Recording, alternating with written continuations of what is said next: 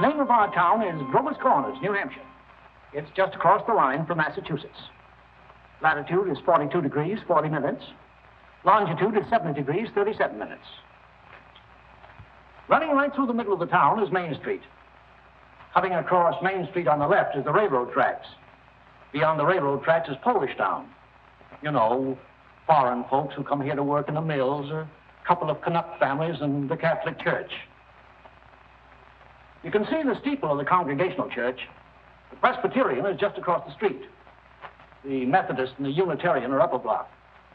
The Baptist Church is down in the hollow by the river. Next to the post office is the town hall.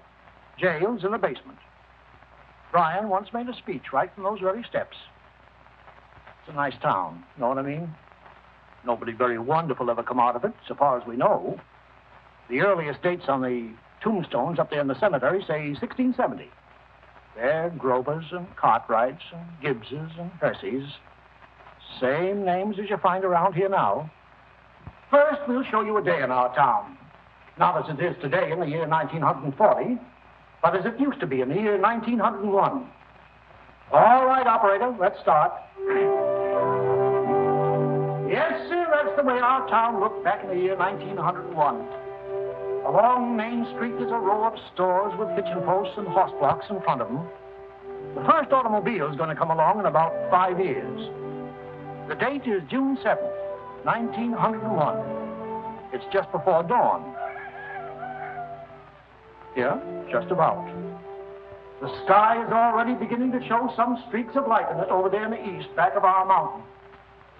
The morning star gets wonderful bright the moment before it has to go. The only lights on in the town are in a cottage over in Polish Town where a mother's just giving birth to twins, and down in the depot where Shorty Hawkins is just getting ready to flag the 545 for Boston.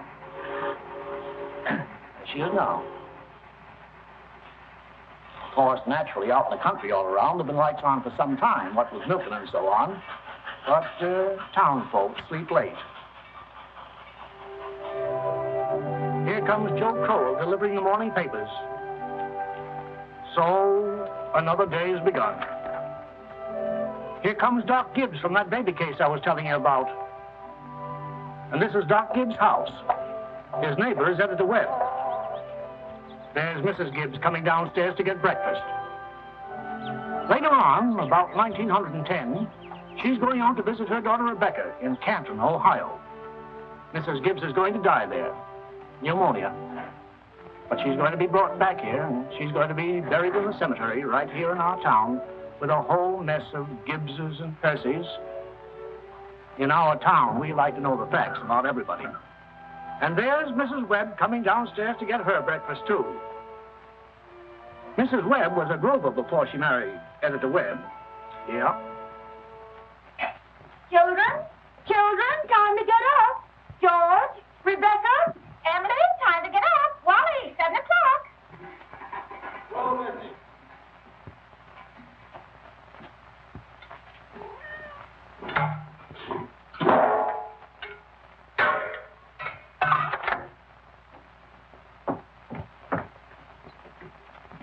Morning, Hart. Morning, Miss Gibbs. I'm glad you're late today. Yeah, something wrong with separator. Don't know what was.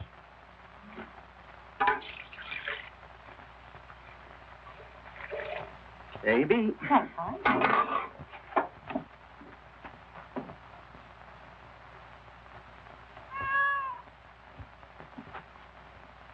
Morning, Miss Webb. Morning, Mr. Newsom. Mighty fine day. Yeah. How's Miss Newsom? Good. Emily, Wally, George, Rebecca.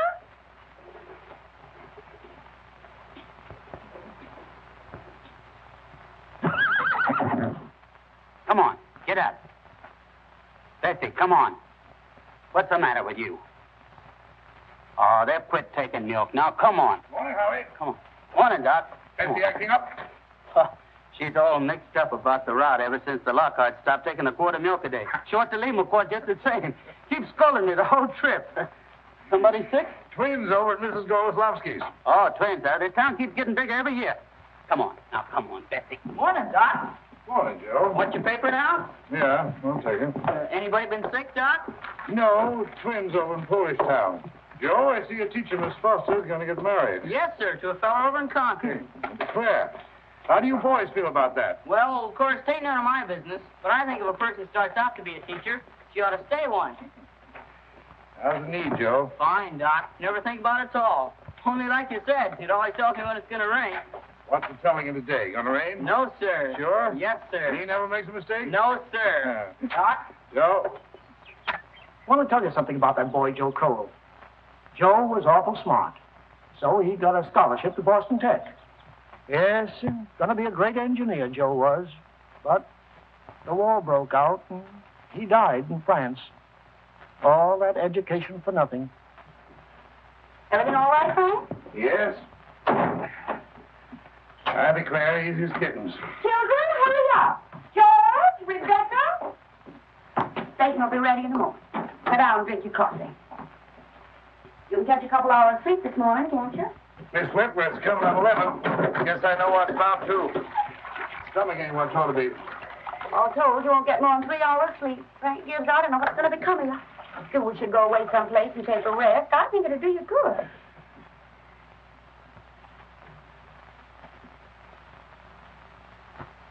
Children, hurry now. Emily? Wally? Better Clay, you have to speak to George. Seems like something's come over him lately. He's not helping me at all. Can't even get him to cut me some wood. Is he sassy to you? Just whines. All he thinks about is that old baseball. George, Rebecca, you'll be late for school. George! George, look sharp. Yes, Bob? Don't you hear your mother calling you?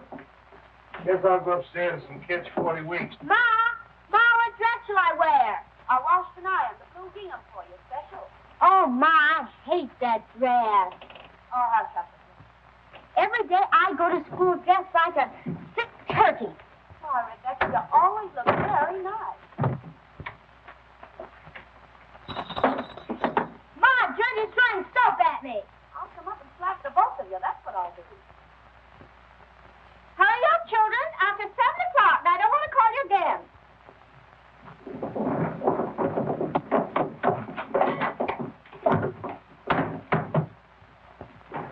Huh? Children? Children, I won't have it. Breakfast's just as good as any other meal, and I won't have you gobbling like wolves. It'll stunt your growth, that's a fact. Wally, put your book away. Oh, Ma, by 10 o'clock I gotta know all about Canada. You know the rules well as I do. No books at table. As for me, I'd rather have my children healthy than bright. Well, I'm both, Mama. You know I am. I'm the brightest girl in school for my age. I have a wonderful memory. Eat your breakfast. Well, I'll speak to your father about it when he's rested. Seems to me like 25 cents a week's enough for a boy your age. I declare, I don't know how you spend it all. Oh, Ma, I got a lot of things to buy. Strawberry frosties, that's what you spend it on. Well, I don't see how Rebecca comes to have so much money. She's got more than $1. I've been saving enough gradual. Well, dear, I think it's a good thing to spend some now and then. Ma, you know what I like most in the world? Do you? Money. Eat your breakfast. This is bad, Guggle.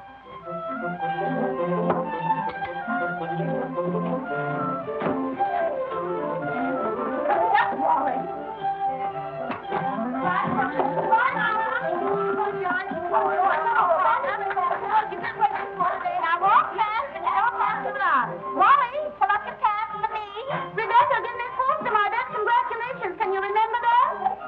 Rebecca, pick up your feet.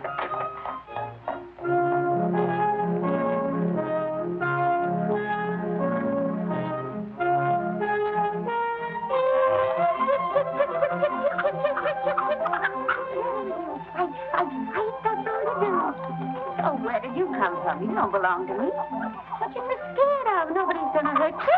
Morning, Julia. Morning, Myrtle. How's your cold? Oh, still got that tickling feeling in my throat. Told Charles I didn't know as I'd go to choir rehearsal tonight. Ever try singing over your voice? Yes, but somehow I can't do that and stay on key. Beans have been good this year. Let me help you. I've tried to put up 44th, but it kills me. Children say they hit him, but I notice they managed to get him down all winter. Myrtle, I got to tell you something. If I don't tell somebody, I'll burst. Julia Gibbs, one of those second-hand furniture men from Boston, came to see me last Friday.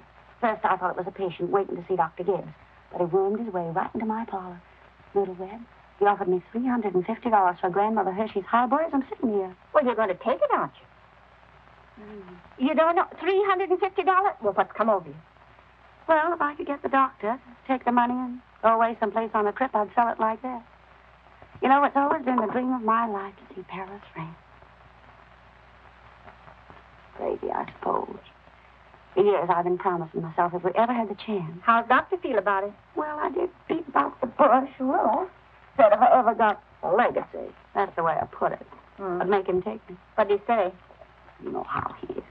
Haven't heard a serious word out of him since I've known him. No, he says, might make him discontented with Grover's Corners to go traipsing over York. No, let well enough alone, he says. Well, if that second-hand man's real serious about buying it, you sell it, Julia. Then you'll get to see Paris. Just drop hints from time to time. That's how I got Mr. Webb to take me to see the Atlantic Ocean, you know. Try and mention it. But it seems to me, once in your life before you die, you ought to see a country where they don't speak in English and don't even want to. That'll do, ladies. Thank you very much. Now we'll skip a few hours.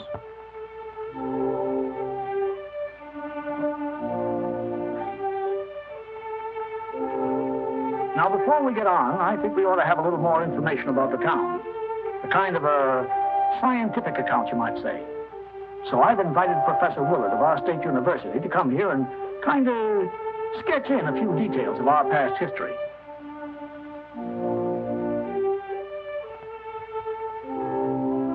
There he is now. Am I late? Right on time. May I introduce Professor Willard of our state university? Now, just a few brief words, Professor. Unfortunately, our time's limited. Yes, let me see. Grover's Corners. Grover's Corners lies on the old Pliocene granite of the Appalachian Range. I might say that's some of the oldest land in the world. We're very proud of that around here. Some highly interesting fossils have been found. I might say unique fossils. 2 miles north of town in Silas Peckham's cow pasture. These may be seen in the museum of the university at any time. Well, that is, at any reasonable time. Shall I tell them about the meteorological conditions, the mean precipitation, etc.? I'm afraid we won't have time for that, Professor. We might have a few words about the history of man here, though. Oh, anthropological data. Yes. Let's see. Early Amerindian stock, Cotahatchee tribes. No evidences before the 10th century of this era. Now entirely disappeared. Possible traces in 3 families. Migration in the early 17th century of English brachiocephalic blue-eyed stock, and since then some Slav and Mediterranean. And the population, Professor? Within the town limits, 2,640. Oh, is that so? In that case, the population at the moment is 2,642.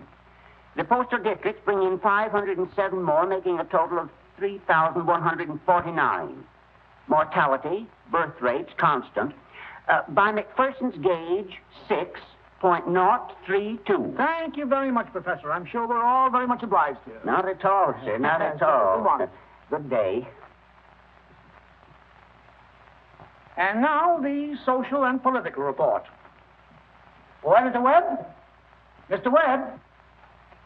Charlie Webb's the father of Wally and Emily. Emily's the smart girl with a good memory. You know, you saw her at breakfast. All right, Editor Webb, it's your turn now. Well, I don't have to tell you that we run here by a board of select men. All males vote at the age of 21. Women vote indirect. Politically, we're 86% Republican, 12% Democrats, 4% Socialists. The rest indifferent.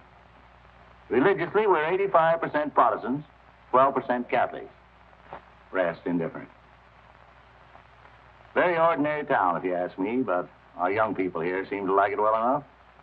Lots of them settle down right here to live, even after they've been away to college. Now, is there anybody in the audience who'd like to ask Editor Webb any questions about our town? Is there much Bainter in Grover's Corners? Well, ma'am, I wouldn't know what you'd call much. Saturday nights, the farmhands meet down at Ellery Greenwood's stable and holler some. We got one or two town drunks, but they're always having remorses every time an evangelist comes to town. No, I'd say that liquor wasn't a regular thing in the home here, except in the medicine chest. Right good for snake bites, you know, always was. Mr. Webb. Yes?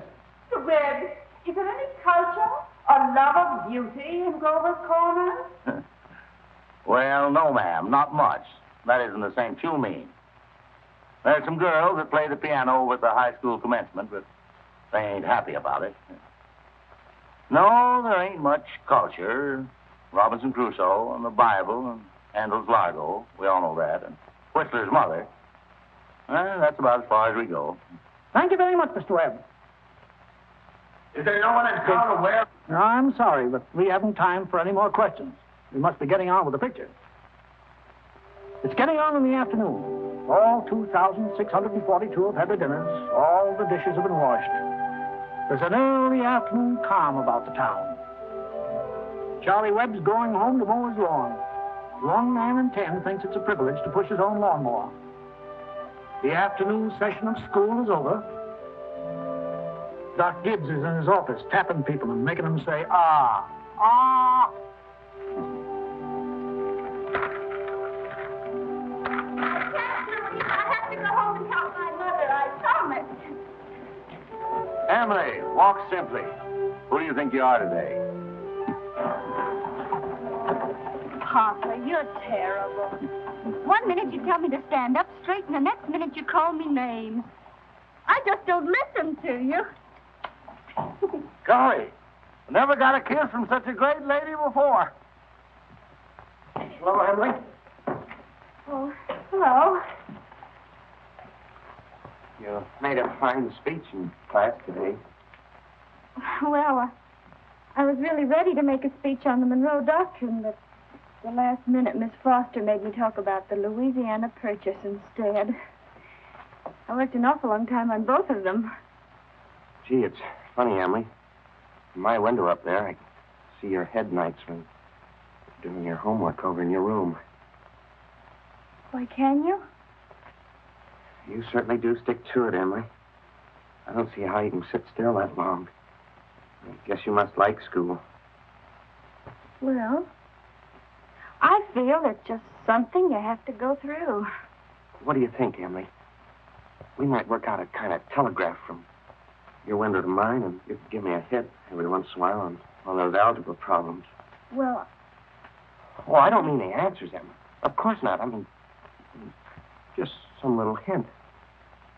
oh, I think hints are allowed. So if you get stuck, George, just whistle to me, and I'll give you some hints. Gosh. You're just naturally bright, I guess. Well, I figure it's just the way a person's born. Yeah. But you see, well, I want to be a farmer, and my Uncle Luke says is whenever I'm ready, I can come over and work on his farm. And if I'm any good at all, I can just gradually have it. You mean the house and everything? Oh, yeah.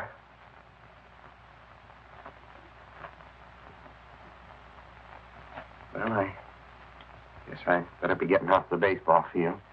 Thanks for the talk, Emily. Afternoon, Mrs. Webb. Hi, George. So long, Emily. So long, George.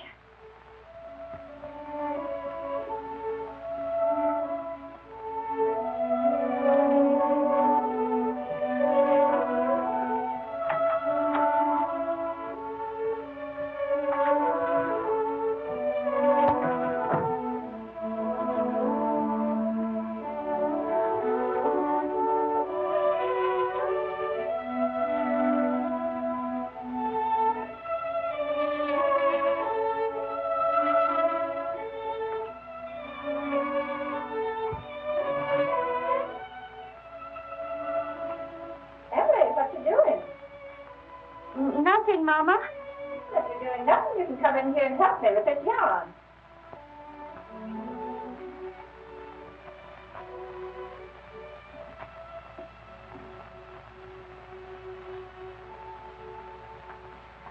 Well, Well, George Gibbs let himself have a real conversation, didn't he? He's grown up. How old would George be? Oh, I don't know. Let's see, he must be around 17. Mama made a speech in class today. I was very good. You must recite it to your father at supper. What was it about? The Louisiana purchase. It was like silk off a spool.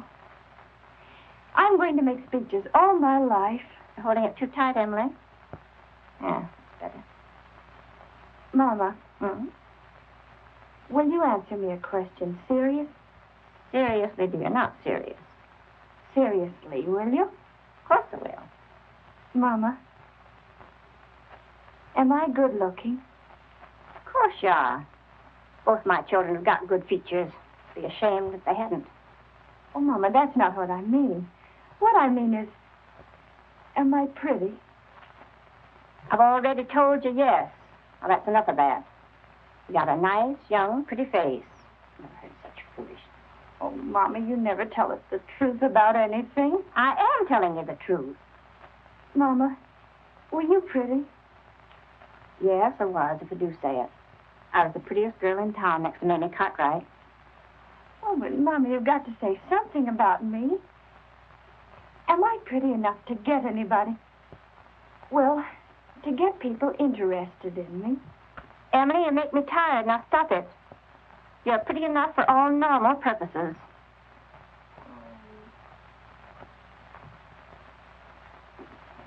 It's evening. You can hear the choir practicing in the Congregational Church. The children are all home doing their schoolwork. The day is running down like a tired clock.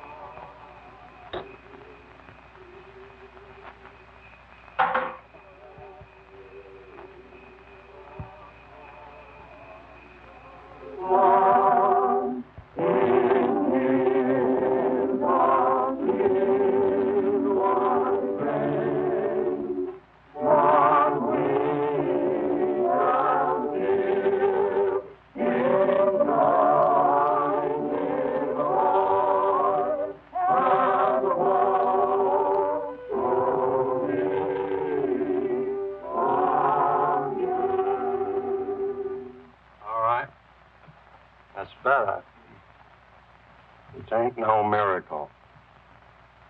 And I'll do it again.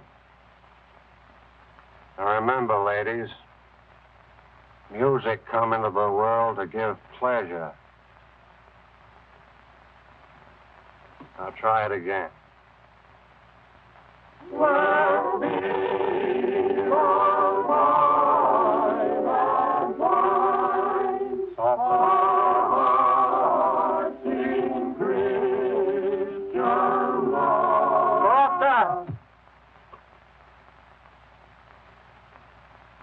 Now listen, everybody. Get it out of your minds that music's only good when it's loud. You leave loudness to the Methodists. You couldn't beat them, even if you wanted to. Once again now, art thou weary? Art thou languid? It's a question, ladies and gentlemen. Make it talk. Oh, and remember, on Sunday, take the second verse real soft. Sort of die out at the end. Ready?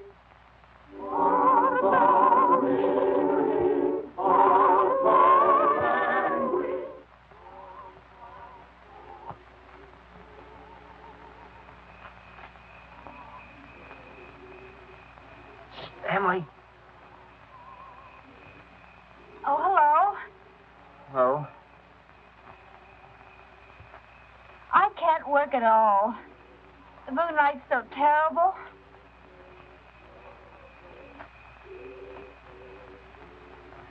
Emily, did you get the third problem? Which? The third. Oh, yes, George. That's the easiest of them all. I don't see it. Well, Emily, could you give me a hint? Well, I'll tell you one thing. The answer's in yards. Yards? What do you mean? Square yards. Oh, square yards. Well, yes, George, don't you see? Yeah.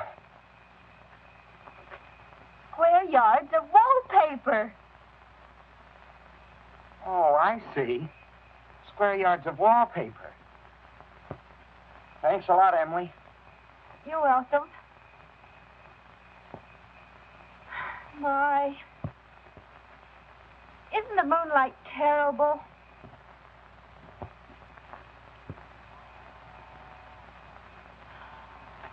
I think if you hold your breath, you can hear the train all the way to Kentucky.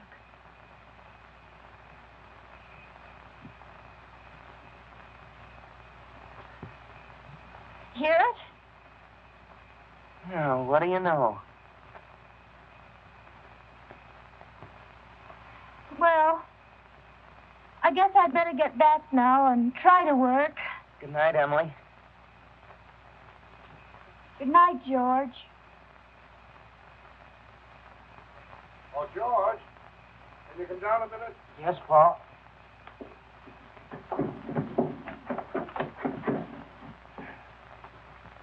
Make yourself comfortable, George. I'll only keep you a minute. George, how old are you? Me? Oh, I'm past 17. What do you want to do after school's over? You know, Pa, I want to be a farmer on Uncle Luke's farm. Mm-hmm. And you'll be willing, will you, to get up early and milk and feed the stock? And you'll be able to hoe and hay all day? Sure I will. What do you mean, Pa? Well, George, when I was here in the office today, I heard a funny sound. What do you think it was? It was your mother chopping wood. Now, there you see your mother, getting up early, cooking meals all day, washing and ironing, and yet she has to go out in the backyard and chop wood. I suppose she got tired asking you. I suppose she just gave up and decided it was easier to do it herself. Yet, you eat her meals. You put on the clothes she keeps nice for you. Then you run out and play baseball. Like she was a hired girl we kept around the house but didn't like very much. I knew all I had to do was call it to your attention.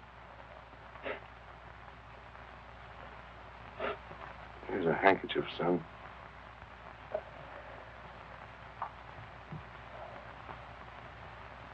I wonder what's happened to your mother.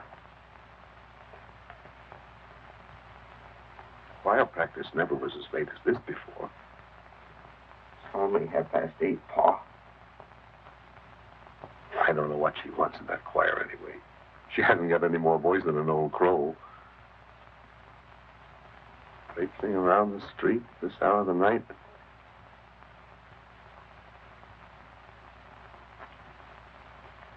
It's just about time you retired, don't you think, George?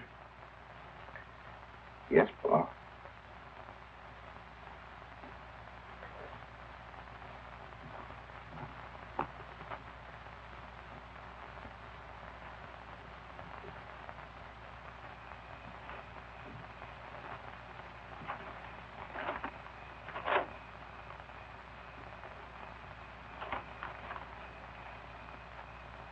My, it's late. Real nice choir practice, wasn't it? Myrtle Webb, look at that moon. Potato weather, sure. Well, naturally, I didn't want to say a word about it in front of those others. But now we're alone. Really, it's the worst scandal that ever was in this town. What? Why, Simon Simpson. No, Luella.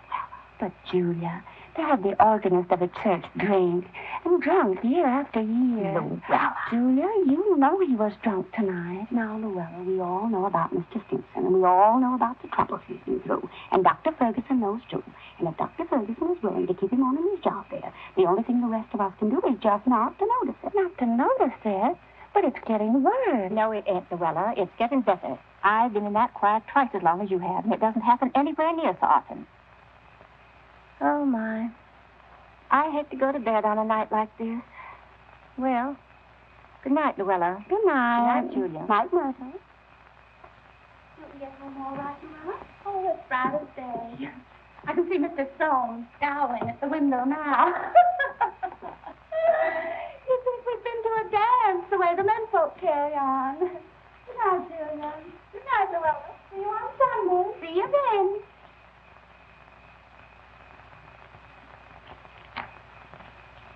Well, we had a real good time. You're late enough. Frank ain't any later than usual.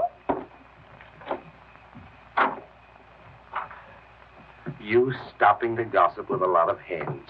Now, don't be grouchy. Smell my heliotrope. What'd you do all the time I was away? Oh, I read as usual. Well, what did the girls gossip about tonight? Believe me, Frank, there's something to gossip about. Simon Simpson? Far gone, was he? The worst I've ever seen. Frank, how's all that going to end? Dr. Ferguson can't forgive him forever. I guess I know Simon as well as anybody in this town. Some people just ain't made for small-town life. I don't know how that'll end. But there's nothing we can do but leave it alone. Get in. Oh, no, not yet. Frank, I'm worried about you. What are you worried about? Well, I think it's my duty to plan for you to get a real rest and change. And if I get that legacy, I'm going to insist upon it. No, Julie. No. There's no sense in going all over that again. Come on. It's getting late. First thing you'll know, you'll catch a cold. I gave George a piece of my mind tonight. I reckon you'll get your wood chop. For a little while, anyway. You know that Mrs. Fairchild always locks the front door every night. All the people up in that part of town do. They're all getting too cityfied. That's the trouble with them. They haven't got a thing fit to burgle, and everybody knows it. Good evening, Constable. Good evening, Mr. Webb. Quite a moon. Yeah. All quiet tonight? Simon Stimson is rolling around a little. I just saw his wife moving out to hunt for him. So I looked the other way. There he is now.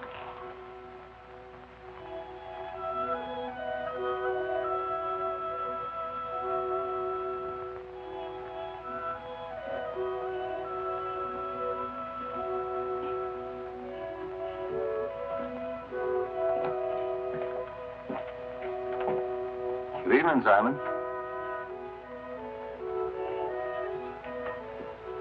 Good evening. Most of the town settled down for the evening. Guess we'd better do the same. Can I walk along with you?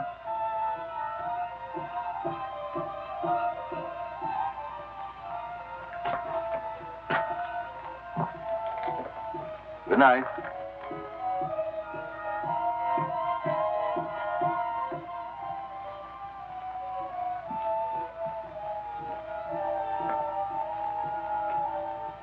I don't know how that's going to end. Oh, Bill, if you see my boy smoking cigarettes, give a word to him, will you? He thinks a lot of you, Bill. I don't think he smokes those cigarettes, Mr. Webb. Leastways, not more than 2 or 3 a year. Well, I hope not. Good night, Bill. Good night, Mr. Webb.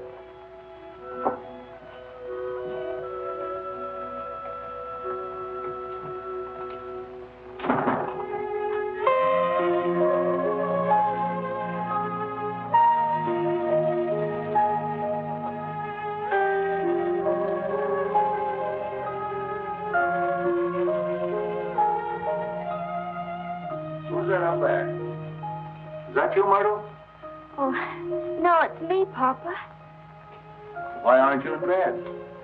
I don't know. I just can't sleep yet, Papa.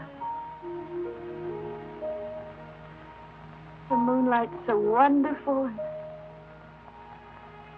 And the smell of Mrs. Gibbs' heliotrope. Can you smell it? Yes. Having any troubles on your mind, have you, Emily? Trouble, Papa? No. Well, don't let your mother catch you. Good night, Emily. Night, Papa.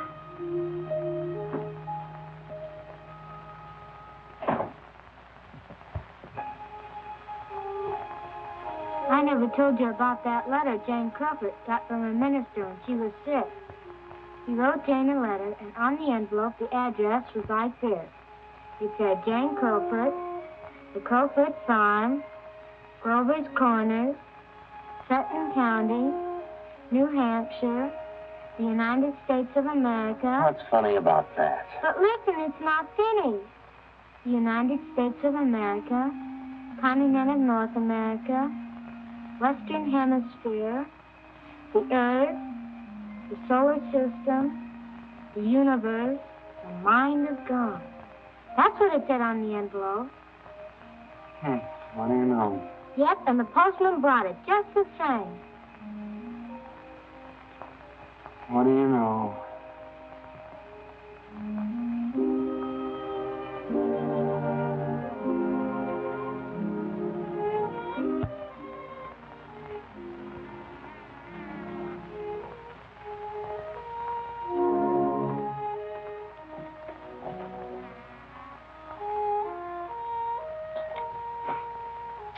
Well, 3 years have gone by.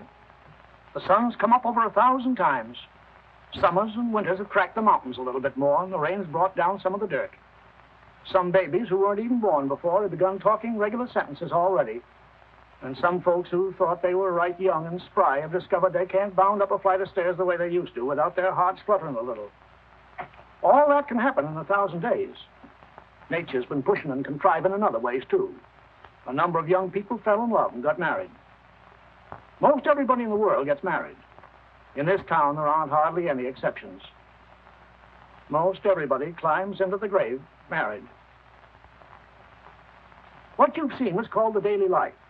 Let's call what you're going to see love and marriage. So it's 3 years later.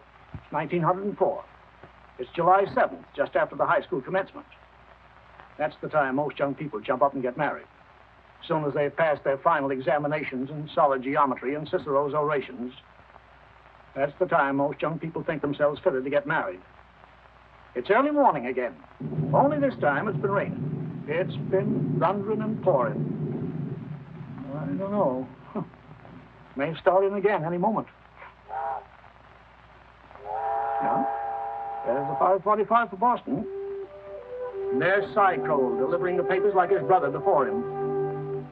And there's Mrs. Gibbs and Mrs. Webb coming downstairs to get breakfast just as though this were an ordinary day. I don't have to point out to the women in the audience that both these ladies they see before them, both these ladies have been cooking 3 meals a day, one of them for 21 years and the other for 25, and never took a summer vacation. They raised 2 children apiece, washed, cleaned the house, and never had a nervous breakdown. And here comes Howie Newsom and Bessie delivering the milk.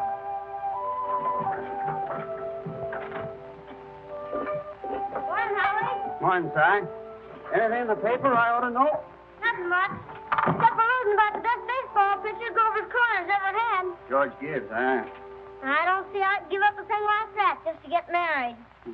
Would you have, Howie? Can't say. Never had no talent that way. But in '95, we had a player, Si, that even George Gibbs couldn't have touched. Named Hank Todd. But he went down to Maine to become a parson. Wonderful ball player. Fine. Howie?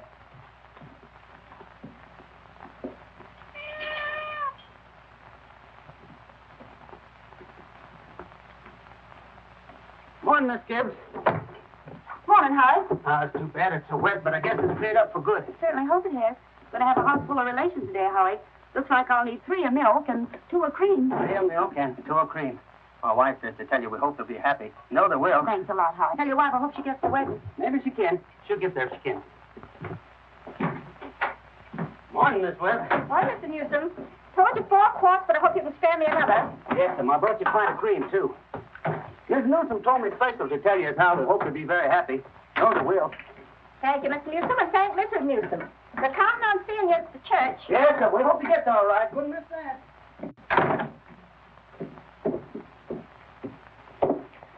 Well, Ma, day's come. We're losing one of your chicks. Thank you, but don't you say another word. I feel like crying any minute. Down, drink your coffee. Groom's upstairs shaving himself. Only there ain't very much to shave. He's whistling and singing like he was glad to leave us. Every now and then saying, I do, to the mirror. But it don't sound convincing to me. I declare, Frank, I don't know how he's going to get along. I've always arranged his clothes for him. Seeing to it that his feet were dry and he had warm things on. They're too young for him. Emily will never think of those things. He'll catch his death cold within a week.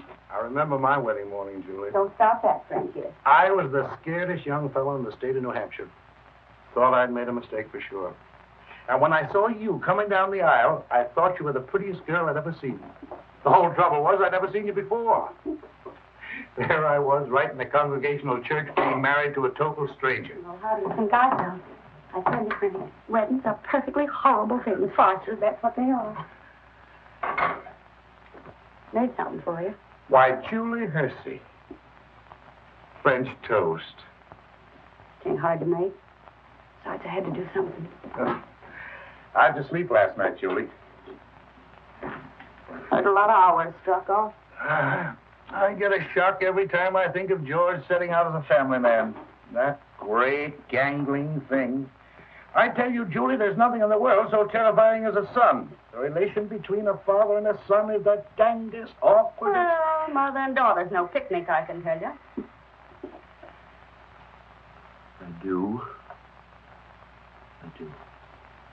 I do. They'll have a lot of trouble, I suppose, but that's none of our business. Everybody's got a right to their own trouble. You know one thing that scared me when I married you? Go along with you. I was afraid we didn't have material for conversation more than it'd last a few weeks.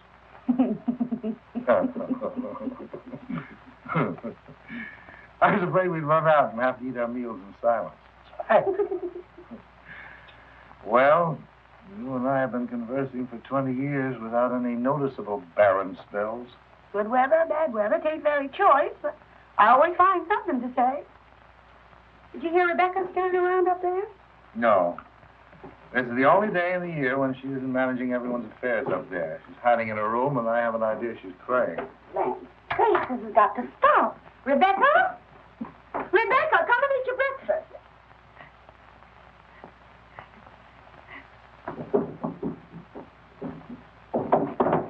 Good morning, everybody. Only 4 more hours to live. George, dear, where you going? I'm just stepping across the grass to see my girl. Now, George, put your rubbers on. It's been raining torrent. You don't step out of this house unless you're prepared for it. Oh, Ma, it's just a step. You'll catch your death of cold and cough all through instead of it. Ah, George! Do as your mother tells you.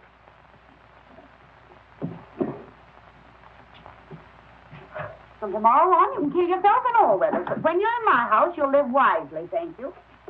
Maybe Mrs. Webb ain't used to call us at 7 o'clock in the morning. Here, have a cup of coffee first. Be back in a minute. Good morning, Mother Webb. Goodness, you frightened me. George, I hate to say it, but you understand, I can't ask you in.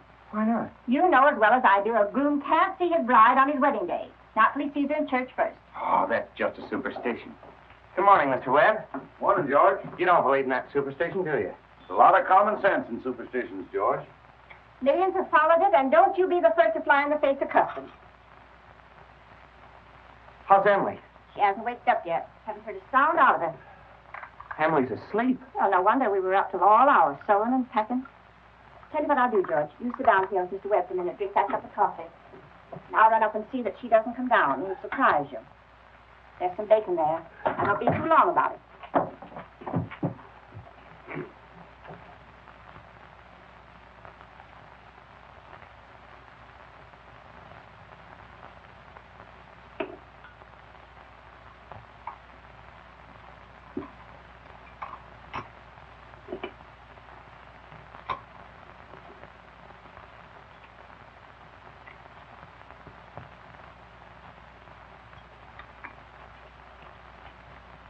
Well, George, how are you?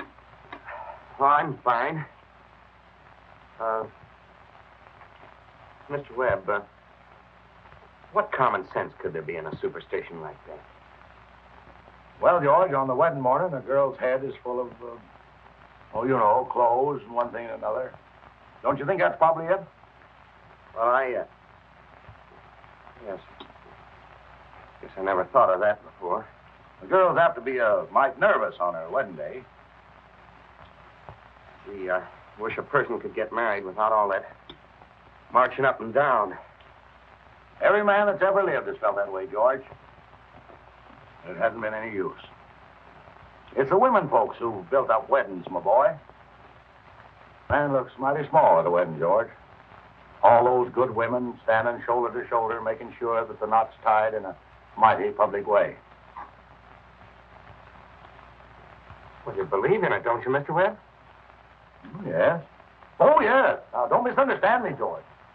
Marriage is a wonderful thing. A wonderful thing. Don't you forget that, George. No, sir.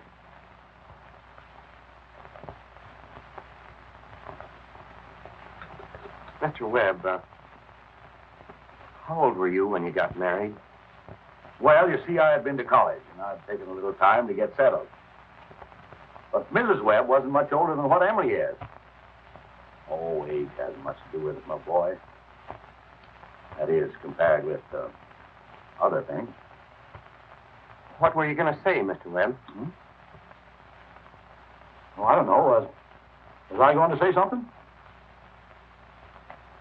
George? I was remembering the other night the advice my father gave to me when I got married. Yes, he said. Charles, he said, start right off by showing her who's boss. Best thing to do is to give an order about something, even if it don't make sense. Just so she'll learn to obey, he said. Then he said, if anything about her irritates you, conversation or anything, get right up and leave the house. That'll make it clear to her.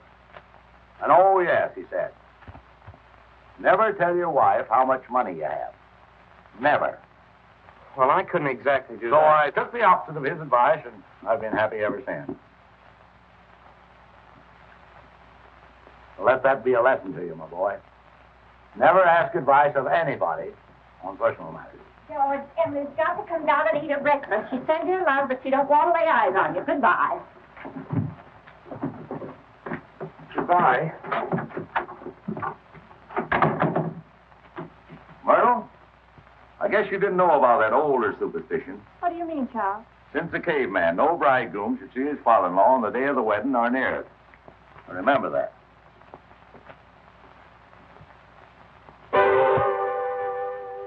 Now, before we get on with the wedding, I think we should see how it all began, this plan to spend a lifetime together.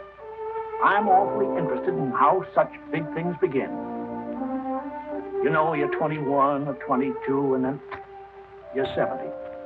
You've been a lawyer for 50 years, and the white-haired lady beside you has eaten 50,000 meals with you. How do such things begin? Now, George and Emily are going to show you the conversation they had when they first knew, as the saying goes, they were meant for one another. Now, it all happened last year on the way home from school. George had just been elected president of the senior class, and Emily had just been elected secretary and treasurer. Now, you all know how important that is. Emily, can I carry your books home for you? Well, thank you. It isn't far.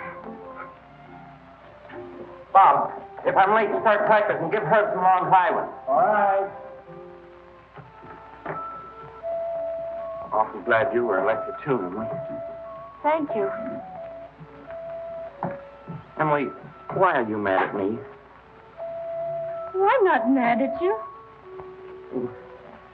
You've been treating me so funny lately. Well, since you asked me, I might as well say it right out, George. Goodbye, Miss Corcoran. Emily? Hi, Miss Cochran. George? What is it? I don't like the whole change that's come over you this last year. I'm sorry if that hurt your feelings, but I just got to tell the truth and shame the devil. Change? What do you mean? Well, up to a year ago, I used to like you a lot. I used to watch you while you did everything. Because we'd been friends for so long. And then you started spending all your time at baseball, and you never stopped to speak to anybody anymore. Not to really speak. Not even to your own family you didn't. And George, it's a fact. Since you've been captain, you got awful stuck up and conceited, and all the girls say so. Hurts me to hear them say it, but I have to agree with them a little because it's true. Oh, gosh, Emily. I never thought that such a thing was happening to me. I guess it's hard for a fellow not to have some faults creep into his character. Always expect a man to be perfect, and I think he should be. Well, I don't think it's possible to be perfect, Emily. Well, my father is. And as far as I can see, your father is. And there's no reason on earth why you shouldn't be, too. I feel that it's just the other way around. Well, men aren't naturally good, but girls are. Well, you might as well know right now that I'm not perfect. It isn't as easy for a girl to be perfect as a man because, well, we girls are more nervous.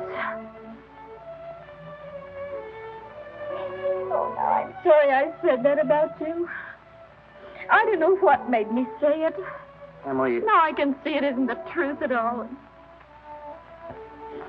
Suddenly I feel it isn't important anyway.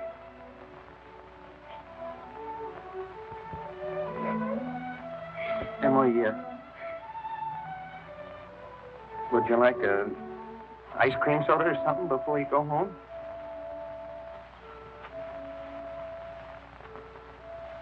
Thank you, I would. Hello, George. Hello, Emily. Hello, Morgan. Well, what can I do for you? Why, Emily, what you been crying about? Well, she got an awful scare, Mr. Morgan. That hardware store wagon almost ran over her. Everybody says that Tom Huckins drives like a crazy man. Well, here, let me give you a glass of water. Gracious, you look all shook up. I tell you, you got to look both ways before you cross Main Street these days. It's getting worse every year. What do you have? I'll have a strawberry phosphate, Mr. Morgan. Oh, no, Emily. Have a soda with me. Well, 2 strawberry ice cream sodas, Mr. Morgan. 2 strawberry ice cream sodas, yes, sir. Yes, sir, I want to tell you something. There are 275 horses in Grover's Corners this very moment I'm talking to you. State inspector was in here yesterday. Now, with all these automobiles coming along, looks to me like the only safe place to stay was the home. Gracious, I can remember the time when a dog had run out on the main street all day long without anything coming along to disturb him. There you are. Howdy, Mrs. Ellis. What can I do for you? got a prescription. Yes? Well, let's see. Shouldn't take long to fill that. You just sit down here. Be with you in just a minute. Expensive. No, Emily, don't you think about that. We're celebrating our election. Emily, I want to ask you a favor. What? If I go away to State Agricultural College next year, will you write me a letter once in a while? I certainly will. I certainly will, George. It certainly seems like being away 3 years, you'd get out of touch with things. Maybe letters from Grover's Corners won't seem so interesting after a while. Grover's Corners isn't a very important place when you think of all New Hampshire, but I think it's a very nice town. Oh, well, the day wouldn't come when I wouldn't want to know everything about our town. Well, I know that's true, Emily. Well, try to make my letters interesting.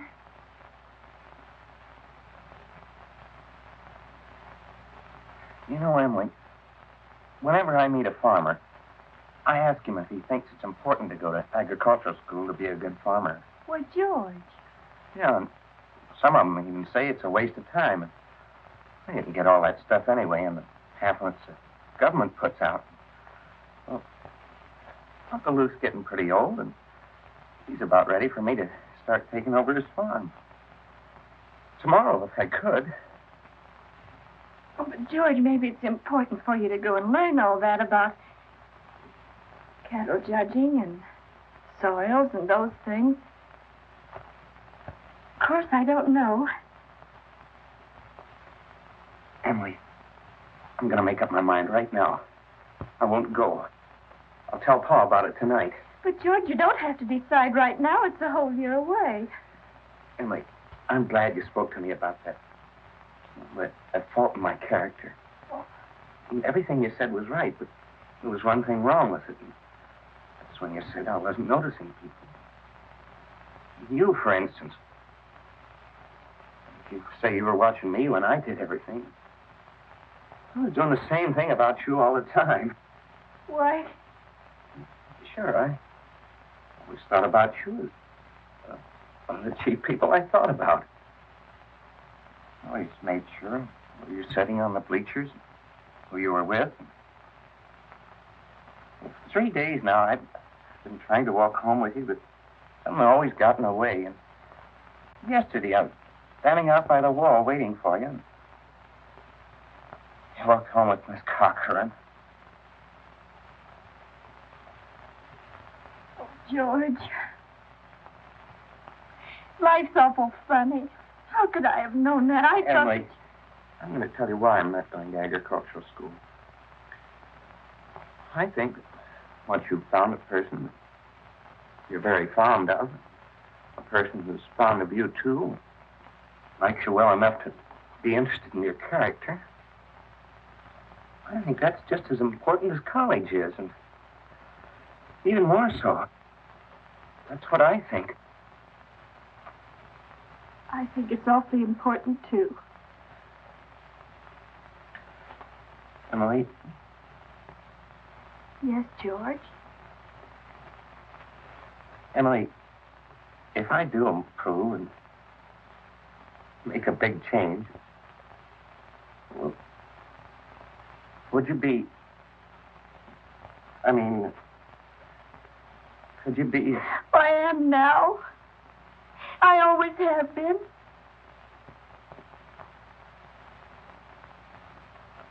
So I guess this is a pretty important talk we've been having. Yes. Yes.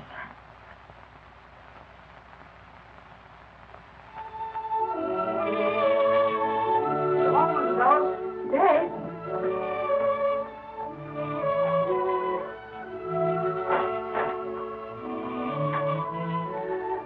If you'll wait a minute, I'll walk you home.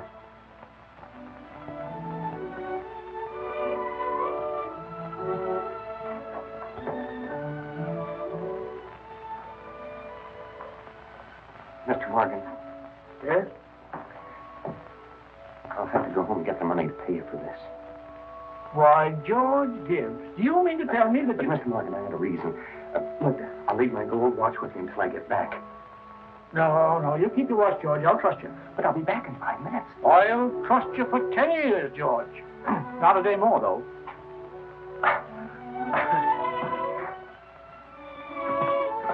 Feeling all right now, Emily? Oh, yes. Thank you, Mr. Morgan. It's nothing. I'm ready.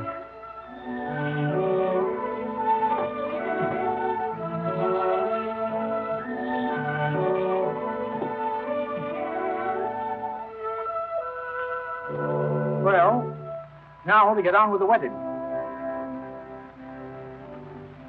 There's a lot of things to be said about a wedding.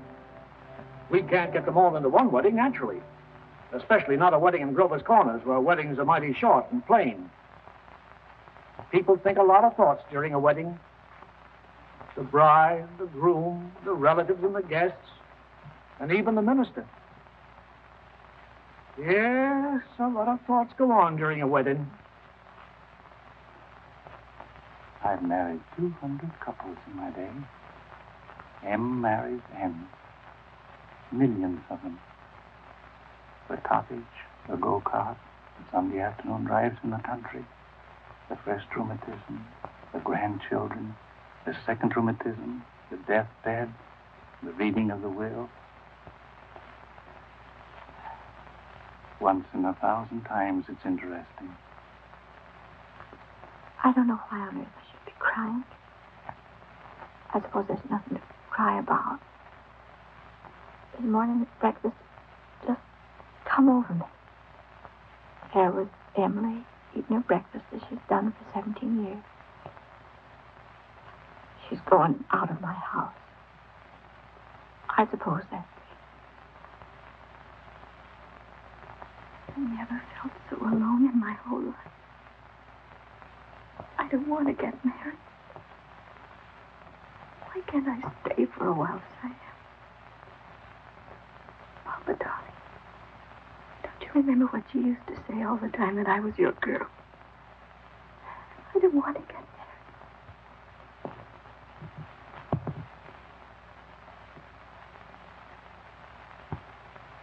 He's gonna get married. I'm grown up. I'm getting old. I don't want to get old. Taking on all these responsibilities. Why is everybody pushing me so? All I want to do is be a fella. And I'm going to get married.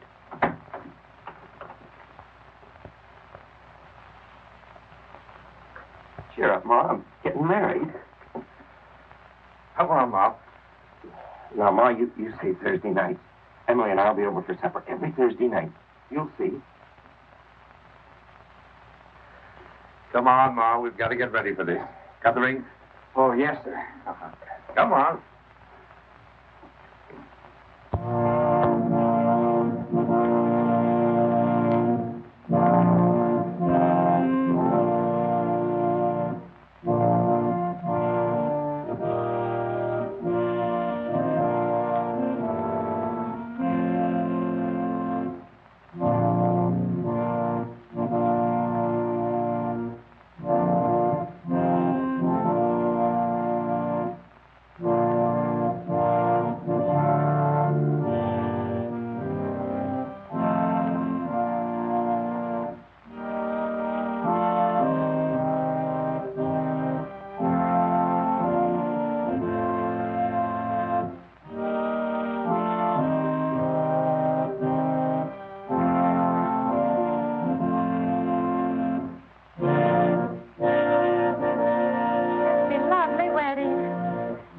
Wedding I ever saw.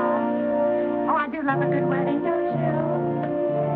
Doesn't she make a lovely bride?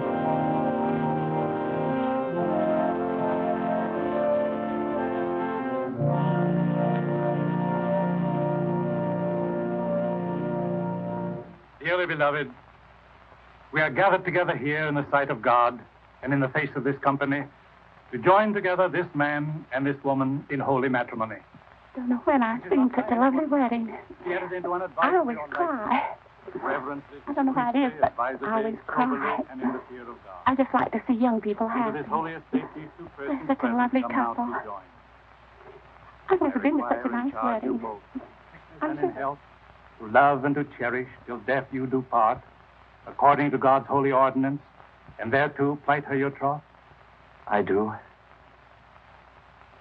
Do you, Emily, take George to your wedded husband, to have and to hold from this day forward, for better, for worse, for richer, for poorer, in sickness and in health, to love and to cherish till death you do part, according to God's holy ordinance, and thereto plight him your troth? I do. What token dost thou give of thy sincerity? With this ring, With this ring, I thee wed. I thee wed. For as much as George and Emily have consented together in holy wedlock, and have witnessed the same before God and this company, and have declared the same by giving and receiving a ring, I pronounce that they are husband and wife. Amen.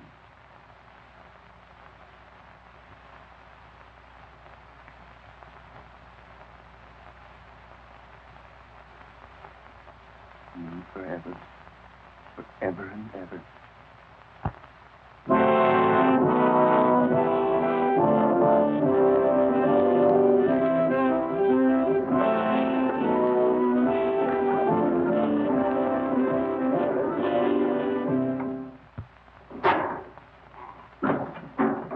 Hey, your first of the month, like usual. There you are, Holly.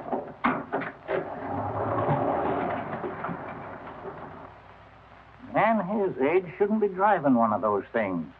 Not when he's got a lot of young fellas to do it for him. Well, how he likes to deliver the milk himself. Says he gets the feel of the town that way. You know, in all these years, he never kept a book. Carries all the accounts in his head. I hear he's been doing so well, he's begun locking his front door at nights. Afraid of burglars. Ain't no burglars in this town yet. No, but Howie's heard about 'em.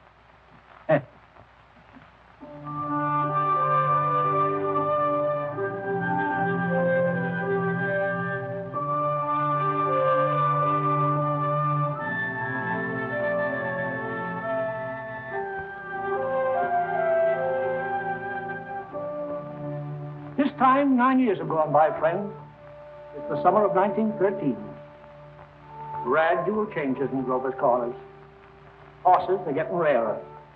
Farmers are coming into town now in Fords.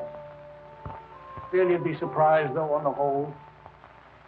Things don't change much around here. This is an important part of Grover's Corners up here in this hilltop. Lots of sky, lots of clouds, often lots of sun and moon and stars. Certainly a beautiful spot up here. I often wonder why people want to be buried in Woodlawn or Brooklyn when they might pass the same time up here in New Hampshire. Over here are the old stones. 1660, 1670. Strong-minded people who come a long ways to be independent. Over here are some Civil War veterans. Iron flags on their graves. New Hampshire boys. They had a notion that the Union ought to be kept together, although they'd never seen more than 50 miles of it themselves. All they knew was a name, friends. The United States of America. The United States of America. And they went and died about it.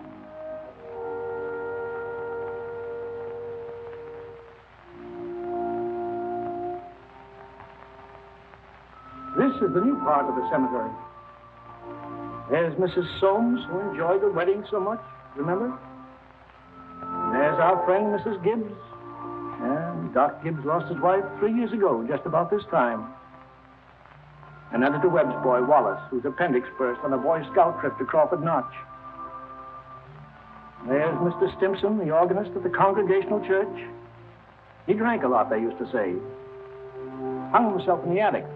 They tried to hush it up, but of course it got around. He wrote his own epitaph. Ain't a verse exactly, it's just a lot of notes. I wouldn't know what it was. It was all read up in the Boston papers at the time, though. A lot of sorrows kind of quieted down up here, too. All those important things, mother and daughter, husband and wife, enemy and enemy, money and miser. All those terribly important things. The earth part kind of burns away, burns out. And what's left? What's left when memory is gone? And your identity, Mrs. Smith? Something eternal. We all know down in our bones that something is eternal, and that something has to do with human beings. All the greatest people that have lived for the past 5,000 years have been telling us that. And yet you'd be surprised how we lose sight of that fact. There's something eternal about every human being. I guess I'm thinking these thoughts today on account of our friend Emily. Another baby's expected down at that happy home we saw started. It's Emily's second. There's a little boy about 6 years old. But this time Emily's pretty sick. Doc Gibbs is going around these days with a mighty worried face.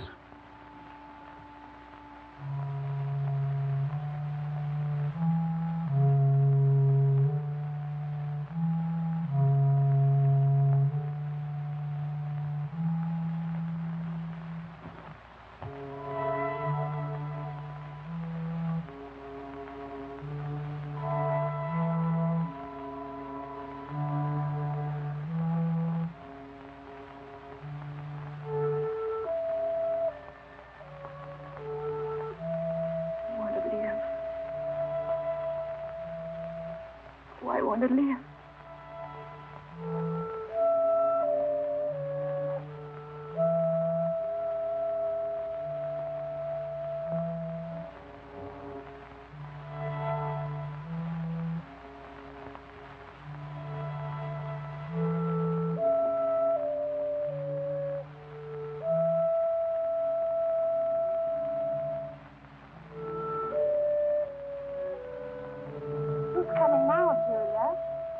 My daughter-in-law. What ails her? Trouble bringing a baby into the world. Why, I remember Emily's wedding. Wasn't it a lovely wedding? I remember I called on George and Emily at their farm just before I died. There's a beautiful farm.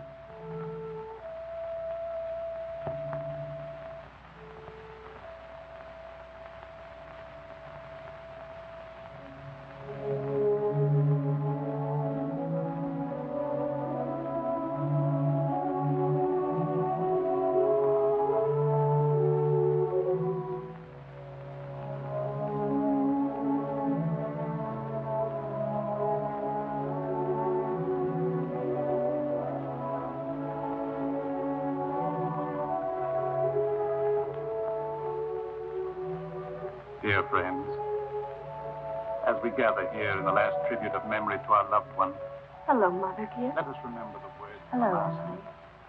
Hello, I Emily. am the resurrection and the Hello, life. Mrs. Soames. He that believeth Hello, sis. Hello, Wally.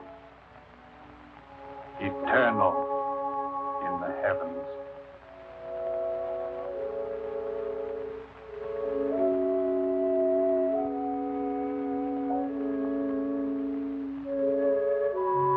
Mother Gibbs, they're going.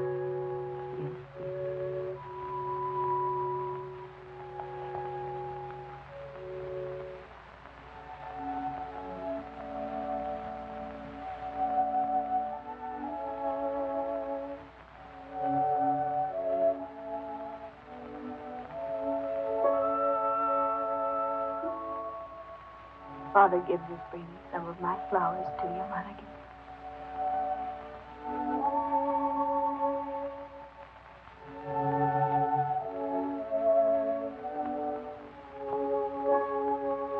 Mother Gibbs, I never realized how troubled and sad he looks.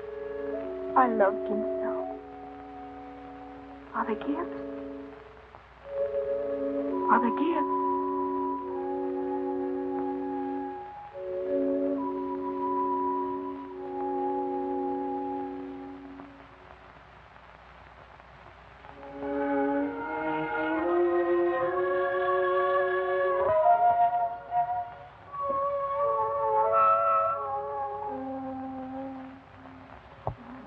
Tired, Mother Gibbs. Mother Gibbs, when does this feeling go away? Feeling strange here. How long does it... Just wait. Be patient. How do you do, Mr. Stimson? How do you do, Emily? Mother Gibbs, George and I have made that farm into just the best place you ever saw. We thought of you all the time. We wanted to show you the new barn and a great long cement drinking fountain for the stock. We bought that out of the money you left us. I did. Mother Gibbs, don't you remember? The legacy you left us. Well, it was more than $350. Oh, yes. Yes. It won't be the same to George without me. But it's a lovely farm. My boy's spending the day at Mrs. Carter's.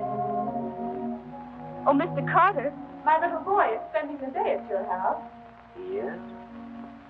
Yes, he loves it there.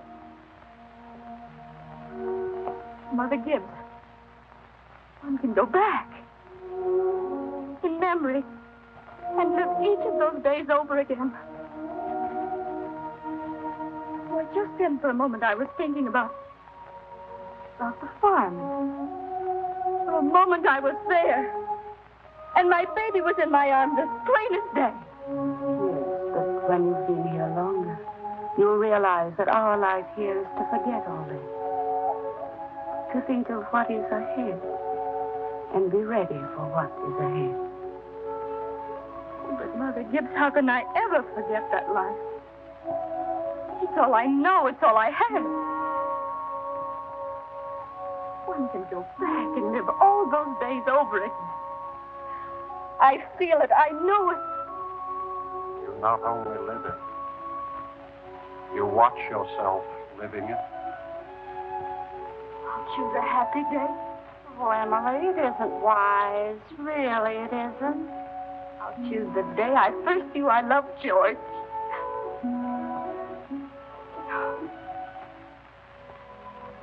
Why should that be painful? Because it's the happiest days that are the hardest to relive and to forget. I must. Then choose an unimportant day. Choose the least important day in your life. It will be important enough.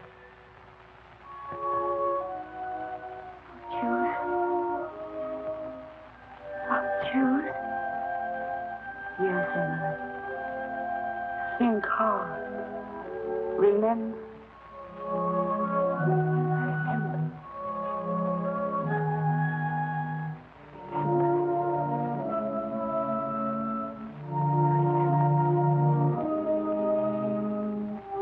But there's Main Street. That's Mr. Morgan's drugstore before he changed. And there's the livery stable. That's the town I knew as a little girl. And look. There's the old white fence that used to be around our house. Oh, I'd forgotten that. I love it so.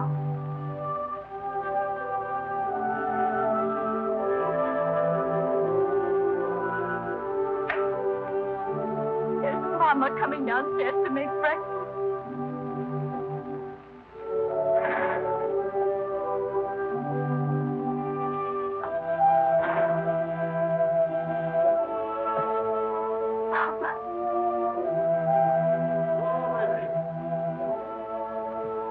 Look, there's Howie Newsom.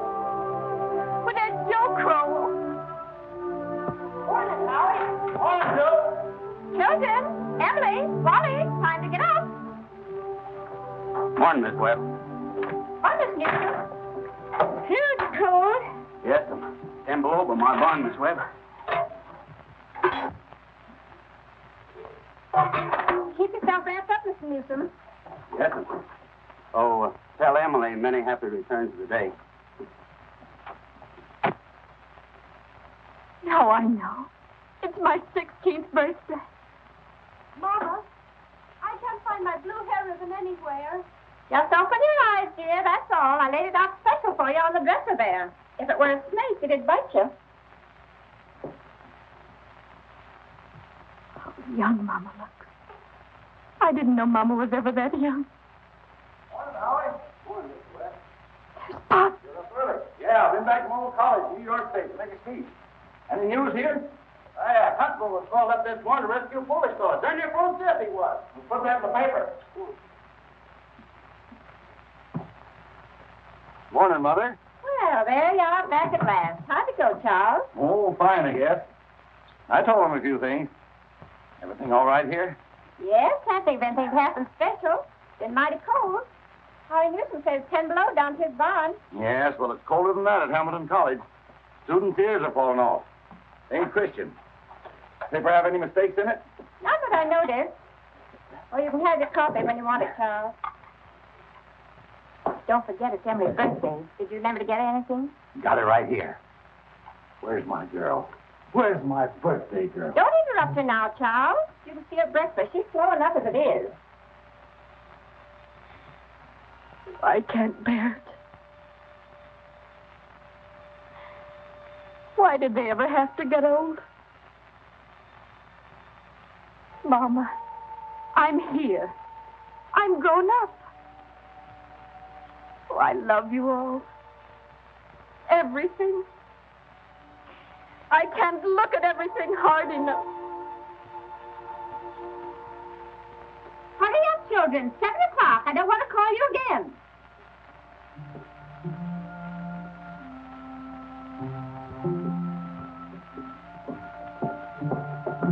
Morning, Mama.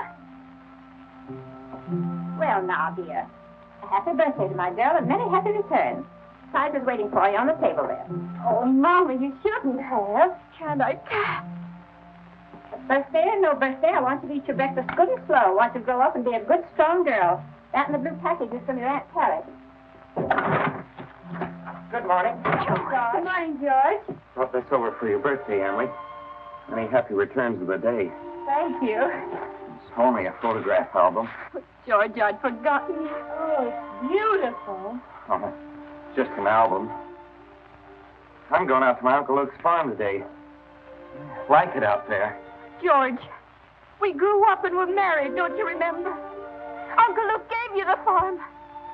Well, goodbye. Goodbye, and thanks. Chew this bacon good and slow. It'll help keep you warm on a cold day.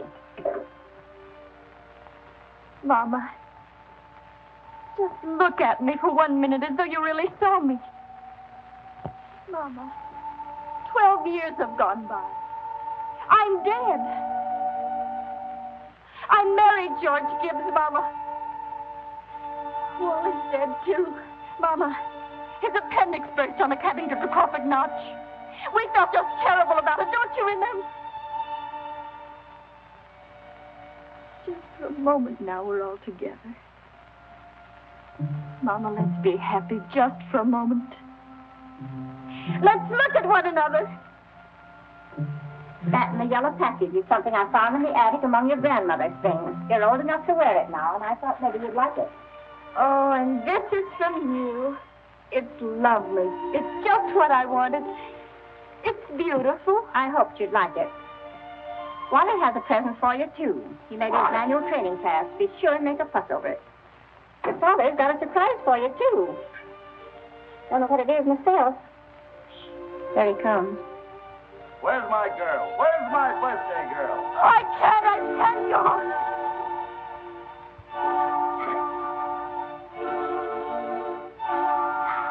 It goes so fast. We don't have time to look at one another.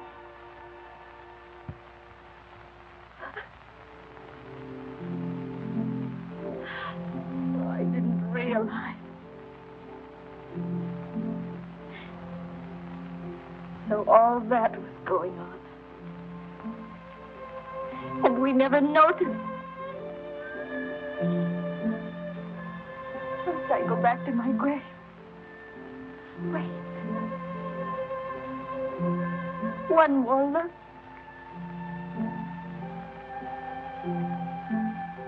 Goodbye.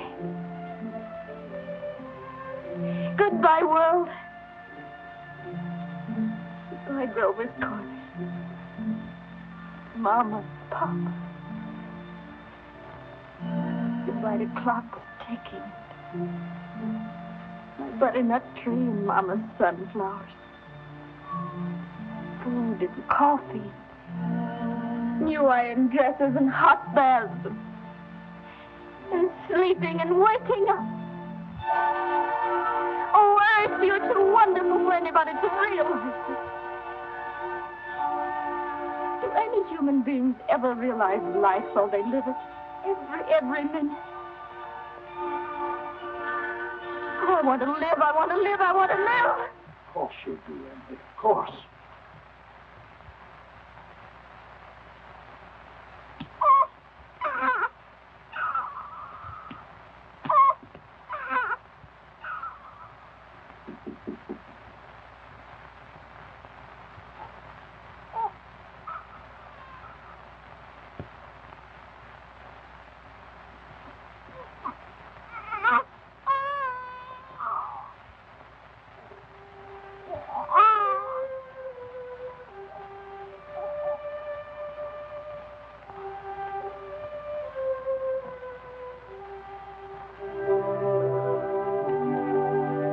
Most everybody's asleep in Grover's Corners.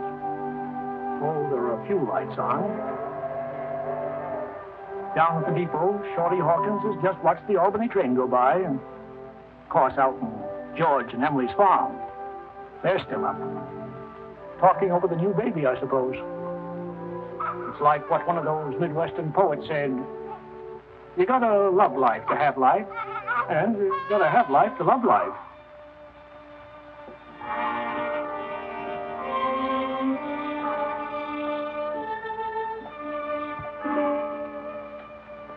$11 o'clock in Grover's Corners.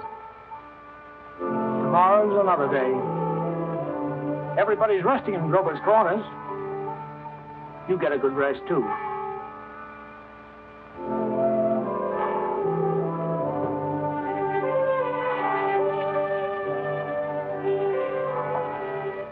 Good night.